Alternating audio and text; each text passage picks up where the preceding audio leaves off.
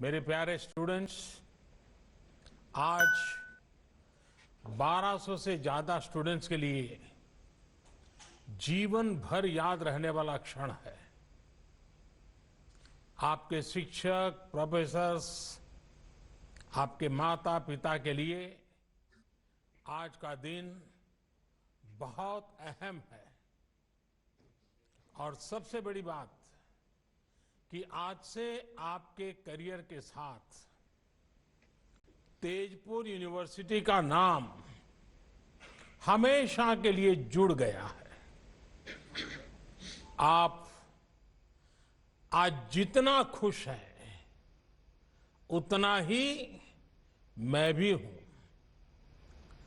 आज आप अपने भविष्य को लेकर जितनी आशा से भरे हुए हैं, उतना ही मेरा आप सब पर अपार विश्वास है। मुझे भरोसा है कि आपने तेजपुर में रहते हुए तेजपुर यूनिवर्सिटी में जो सीखा है, वो असम की प्रगति को, देश की प्रगति को गति देगा, नई ऊंचाई देगा।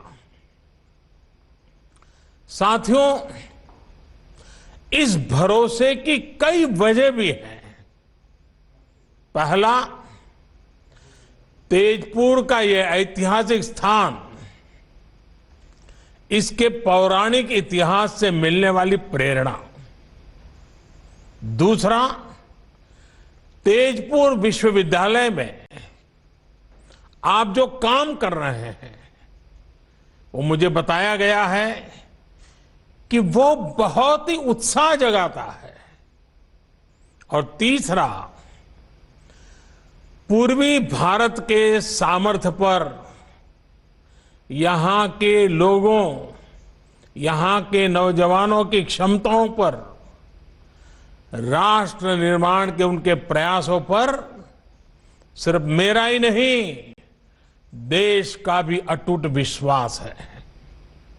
साथियों, अभी अवार्ड और मेडल देने से पहले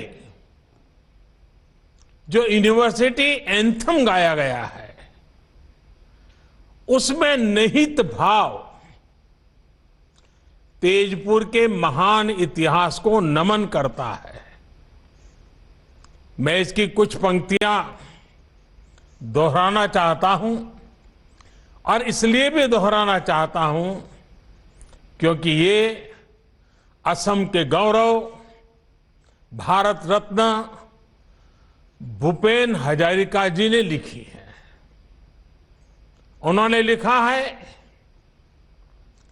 अग्नि गडर स्थापत्य, कलिया भौमोरार सेतु निर्माण, ज्ञान ज्योतिर्मय स्थेयी स्थानते विराजिसे तेजपुर विश्वविद्यालय। यानी जहां अग्निगढ़ जैसा स्थापत्य हो, जहां कलिया भौमरा सेतु हो, जहां ज्ञान की ज्योति हो, ऐसे स्थान पर विराजमान है तेजपुर विश्वविद्यालय। इन तीन पंक्तियों में भूपेंदा ने कितना कुछ वर्णित कर दिया है। अग्निगढ़ का राजकुमार अनिरुद्ध, राजकुमारी उषा, भगवान श्री कृष्ण से जुड़ा इतिहास, महान ओहोम शूरवीर कलिया भौमारा फुकुन की दूरदृष्टि, ज्ञान का भंडार, ये तेजपुर की प्रेरणा है। भूपेंद्र के साथ ही ज्योति प्रसाद अग्रवाल, विष्णु प्रसाद राभा, ऐसे महान व्यक्तित्व तेजपुर की पहचान रहे हैं। आप इनकी कर्मभूमि में जन्मभूमि में पड़े हैं और इसलिए आप में गर्व का भाव होना और गौरव के कारण आत्मविश्वास से भरा हुआ आपका जीवन होना ये बहुत स्वाभाविक है। साथियों, हमारा देश इस वर्ष अपनी आजादी के 75 वर्ष में प्रवेश कर रहा है। सैकड़ों वर्षों की गुलामी से मुक्ति दिलाने के लिए असम के अनगिनत लोगों का योगदान है। जो उस समय थे, उन्होंने देश की आजादी के लिए जीवन दे दिया, अपनी जवानी खपा दी। अब आपको नए भारत के लिए, आत्मनिर्भर भारत के लिए जी करके दिखाना है, जीवन को सार्थक करके दिखाना है। अब से लेकर भारत की आजादी के 100 वर्ष पूरे होने तक ये 25-26 साल आपके जीवन के भी स्वर्णिम वर्ष हैं। आप कल्पना कीजिए, 1920-21 में जो नौजवान, जो बेटी आपकी उम्र की होगी, आज आप जिस उम्र के होंगे, 1920-21 के कालखंड में वो क्या सपने देखते होंगे, वो अपने किन बातों के लिए जीवन ढालते होंगे, किन कामों की पूर्ति के लिए अपने आप को खपाते होंगे।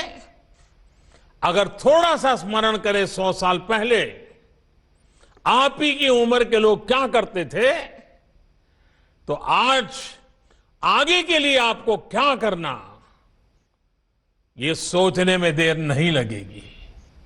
ये आपके लिए गोल्डन पीरियड है। तेजपुर का तेज पूरे भारत में, पूरे विश्व में फैलाइए। असम को, नॉर्थ ईस्ट को विकास की नई ऊंचाइयों पर ले जाएंगे। हमारी सरकार आज जिस तरह नॉर्थ ईस्ट के विकास से जुटी है, जिस तरह कनेक्टिविटी, एजुकेशन, हेल्थ, हर सेक्टर में काम हो रहा है, उससे आपके लिए अनेकों नई संभावनाएं बन रही हैं। इन संभावनाओं का पूरा लाभ उठाइए। आपके प्रयास ये बताते हैं कि आप में क्षमता भी है, नया सोचने, नया करने का सामर्थ्य भी है। साथियों, तेजपुर यूनिवर्सिटी की एक पहचान अपने इनोवेशन सेंटर के लिए भी है। आपके grass root innovations vocal for local को भी नई गति देते हैं, नई ताकत देते हैं। ये इनोवेशंस स्थानीय समस्याओं को सुलझाने में काम आ रहे हैं, जिससे विकास के नए द्वार खुल रहे हैं। अब जैसे मुझे बताया गया कि आपके डिपार्टमेंट ऑफ केमिकल साइंस ने पीने के पानी को साफ करने के लिए एक कम कीमत वाली आसान टेक्नोलॉजी पर काम किया है। इसका लाभ असम के अनेक गांवों को हो रहा है। बल्कि मुझे तो ये बताया गया कि अब ये नई टेक्नोलॉजी छत्तीसगढ़ में, उड़ीसा में, बिहार में, कर्नाटक, राजस्थान जैसे राज्यों तक भी पहुंच रही है।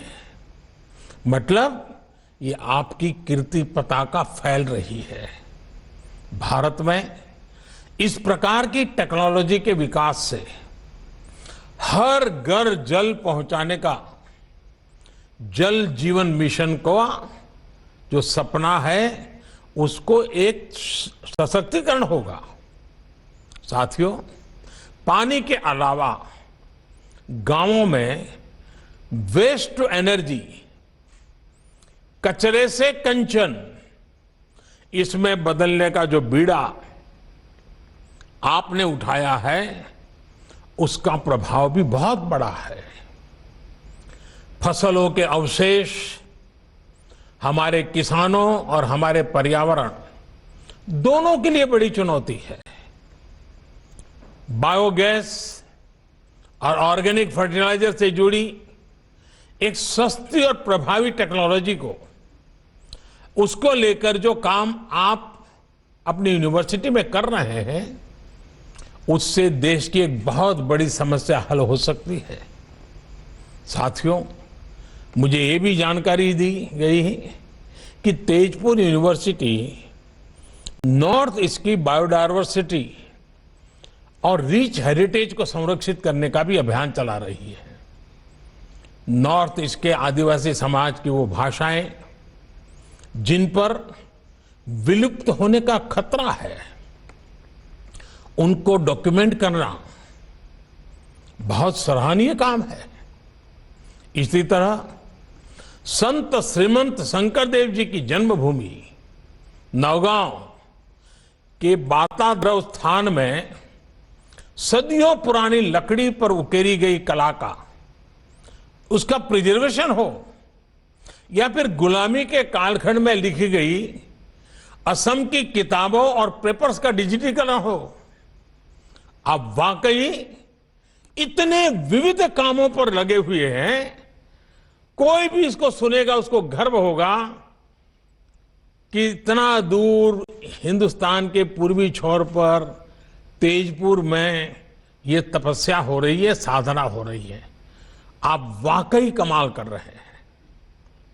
साथियों, मैंने जब इतना कुछ जाना तो मन में ये सवाल भी आया कि स्थानीय विषयों पर, स्थानीय आवश्यकताओं पर इतना काम, इतनी रिसर्च करने की प्रेरणा आपको कहां से मिलती है?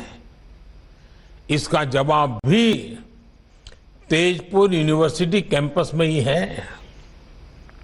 अब जैसे आपके हॉस्टल्स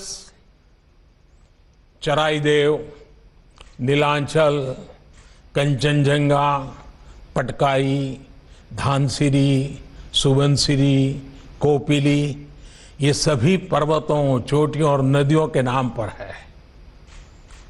और ये सिर्फ नाम नहीं है, ये जीवन की जीती जागती प्रेरणा भी है।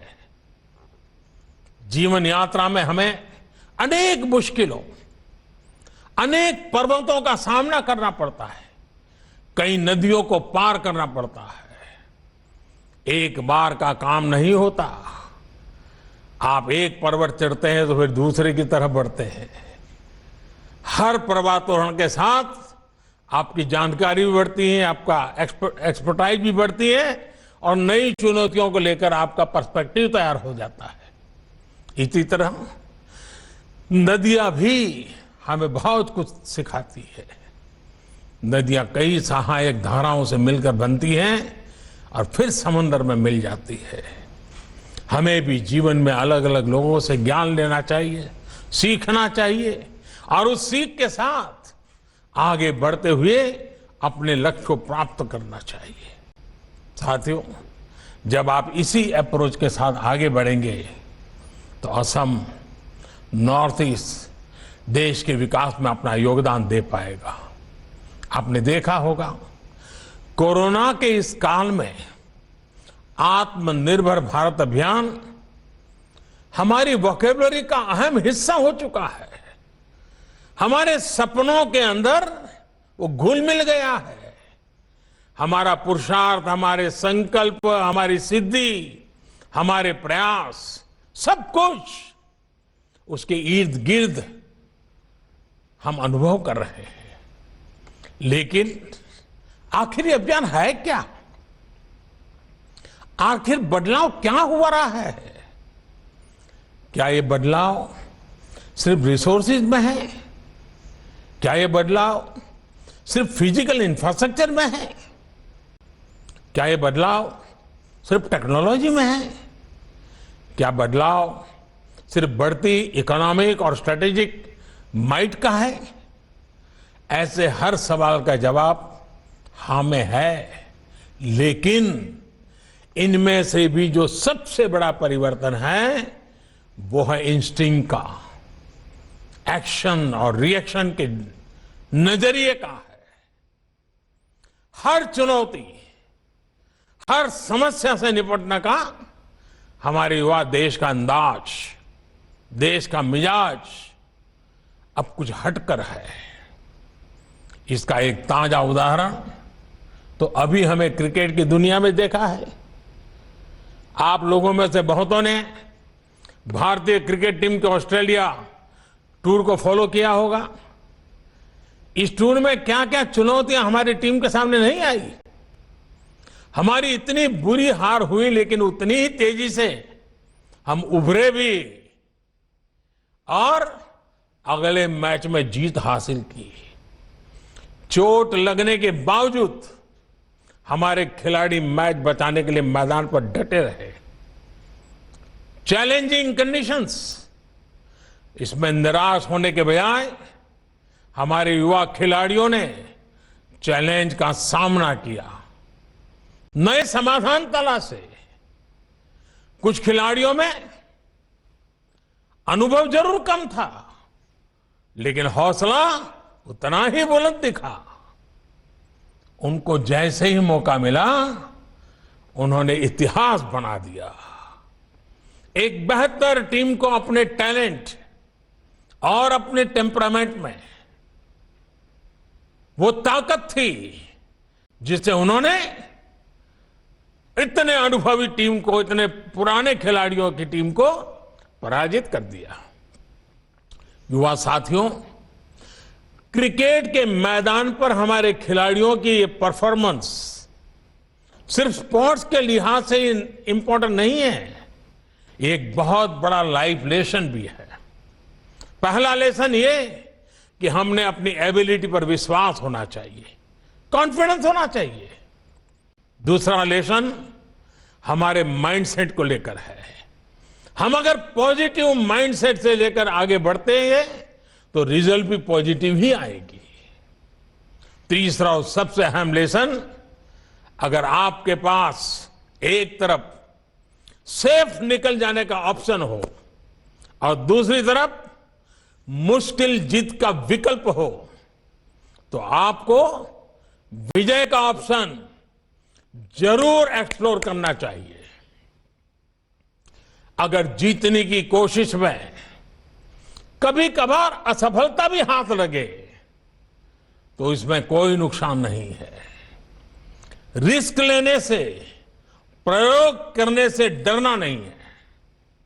हमें प्रोएक्टिव और फियरलेस होना ही पड़ेगा।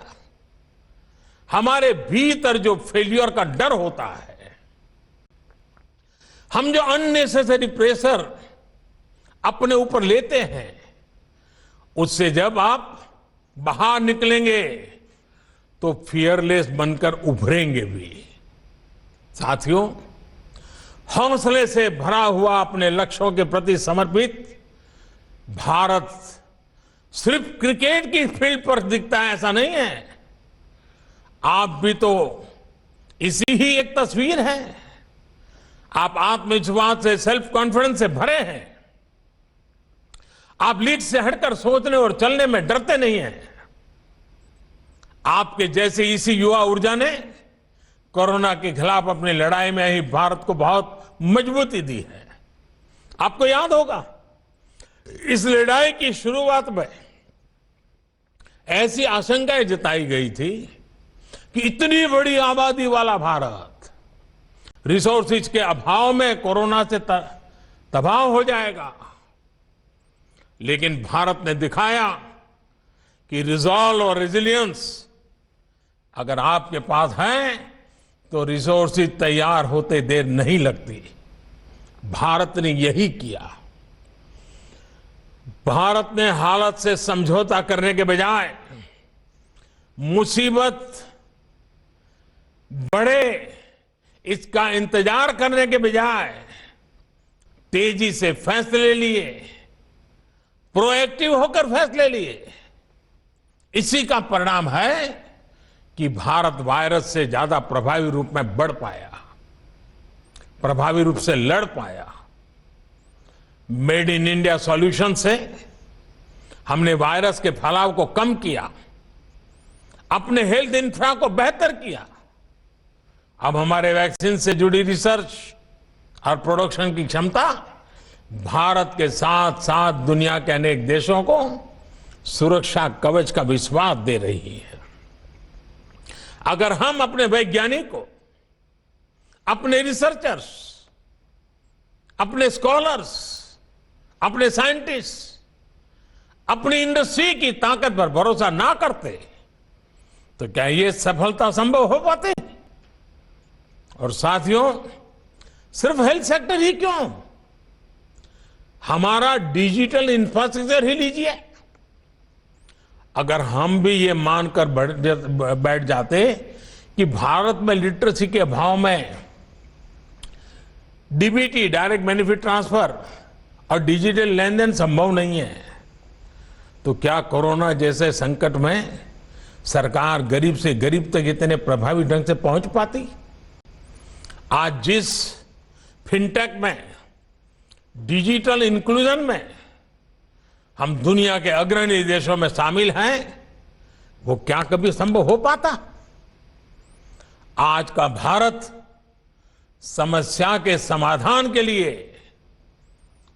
एक्सपेरिमेंट से भी नहीं डरता और बड़े स्केल पर काम करने से भी पीछे नहीं हटता। सबसे बड़ा बैंकिंग इंक्लूजन अभियान भारत में हो रहा है।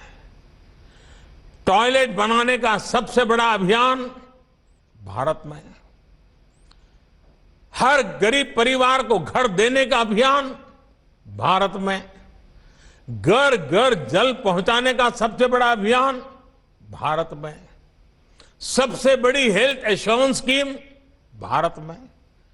और अब सबसे बड़ा टीकाकरण अभियान भी भारत में है। इन सब का बहुत बड़ा लाभ नॉर्थ ईस्ट को हुआ है, असम के लोगों को हुआ है।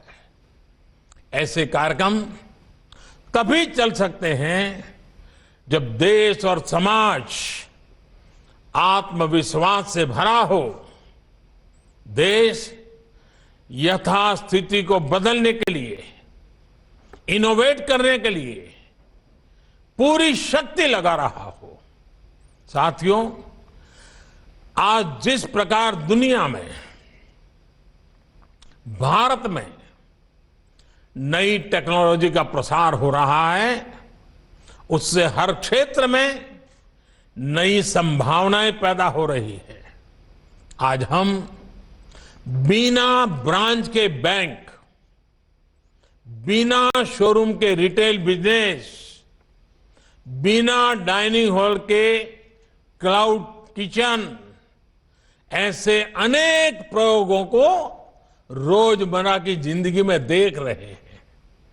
ऐसे में यह भी संभव है कि भविष्य की यूनिवर्सिटी पूरी तरह से वर्चुअल हो और दुनिया भर से स्टूडेंट्स और फैकल्टीज किसी भी यूनिवर्सिटी का हिस्सा बन सके। इस प्रकार की ट्रांसफॉर्मेशन के लिए हमारे पास एक जरूरी रेगुलेटरी फ्रेमवर्क होना बहुत जरूरी है। नई नेशनल एजुकेशन पॉलिसी के माध्यम से लगातार उसकी कोशिश की जा रही है। इस पॉलिसी में टेक्नोलॉजी के ज्यादा से ज्यादा उपयोग, मल्टी डिसिप्लिनरी एजुकेशन और फ्लेक्सिबिलिटी को प्रोत्साहित किया जा रहा है। नई नेशनल एजुकेशन पॉलिसी डाटा और डाटा एनालिटिक्स के लिए हमारे एजुकेशन सिस्टम को तैयार करने पर बल देती है।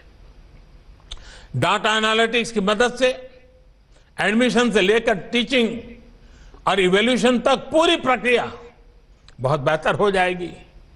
मुझे विश्वास है कि Tezpur university national education policy के इन लक्ष्यों को सिद्ध करने में अहम भूमिका निभाएगी। मुझे तेजपुर यूनिवर्सिटी के ट्रैक रिकॉर्ड और उसके सामर्थ्य पर पूरा भरोसा है और मैं अपने स्टूडेंट साथियों को ये बात विशेष तौर पर कहूंगा कि जब आपकी फॉर्मल एजुकेशन पूरी होती है तो आप सिर्फ अपने फ्यूचर के लिए नहीं बल्कि राष्ट्र के फ्यूचर के लिए काम करते हैं। आप बस एक बात याद रखें, अगर आपका पर्पज ऊंचा है तो आपको जीवन के उतार चढ़ाव से उतना असर नहीं पड़ेगा।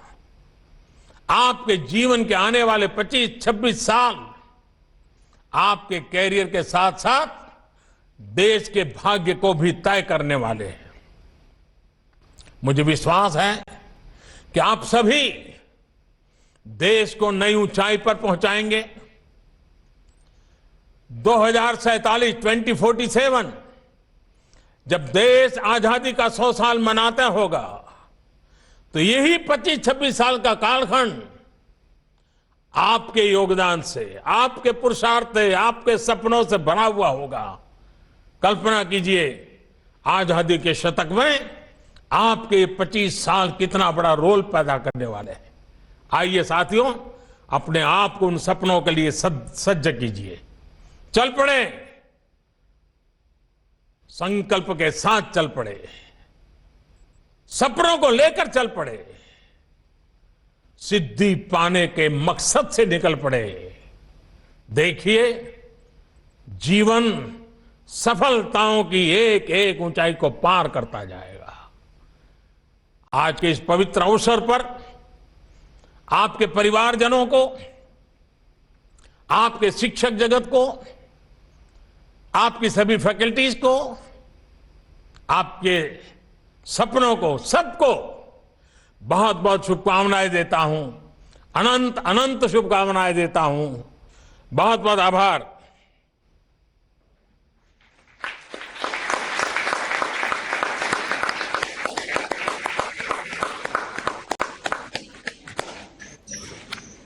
तो पीएम मोदी को आप सुन रहे थे। असम के तेजपुर विश्वविद्यालय के दीक्षांत समारोह को संबोधित कर रहे थे वो। छात्रों को उन्होंने संबोधित किया। तेजपुर विश्वविद्यालय के बारे में कई बड़ी बातें भी उन्होंने बताई। संकल्प और सपनों के साथ मिल करके चलना होगा, ये अहम बातें जो अपने संबोधन के दौरान प्रधानमंत्री ने कही है वो हम आपको बता रहे हैं। भविष्य तय करने वाले हैं देश के ये छात्र। छात्रों को संबोधित करते हुए पीएम ने ये बड़ी बातें कही हैं। फिक्र आपकी, सोमवार से शुक्रवार रात 9 बजे सिर्फ TV9 भारतवर्ष पर।